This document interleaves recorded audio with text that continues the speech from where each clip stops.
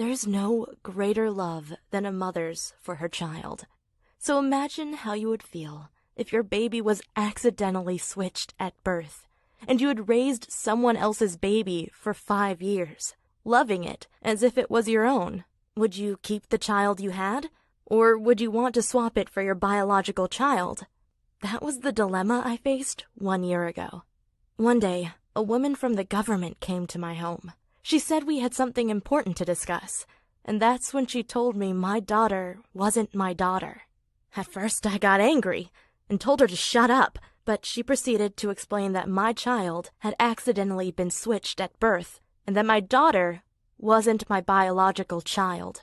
My heart dropped, and I felt like a little piece of me died. But deep down, I knew that she was telling the truth, because when I gave birth, I was sure my baby was a boy. However, he needed special care, so the doctors took him away from me to treat him, and I didn't have time to take a good look at him.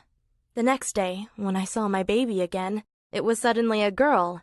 I asked if there had been a mix-up, but everyone told me I was crazy, and the nurses even laughed at me, saying I was silly and confused. In the end, I figured I had seen things wrong because of the drugs I'd been on while giving birth.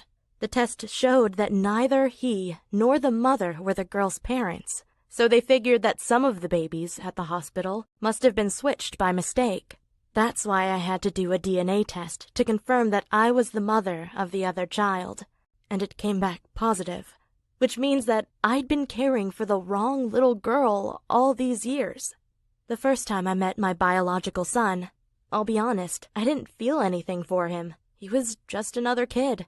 I wanted to keep my daughter, the one I'd loved and cared for over the past 5 years. We were really close, and it broke my heart to think of being parted from her.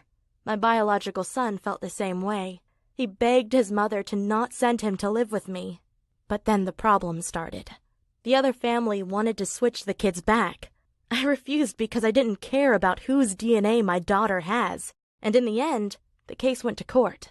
Unfortunately, the court decided in the other family's favor, so my daughter lives with her biological parents now, while I'm taking care of my biological son. I don't think words can describe the pain of having your daughter taken away. I cried for days and felt like I'd never get over it. The only good thing is that the courts agreed I could visit her once a week, so we still have a relationship. However, as hard as it was for me, it was far worse for my daughter to be given to the other family.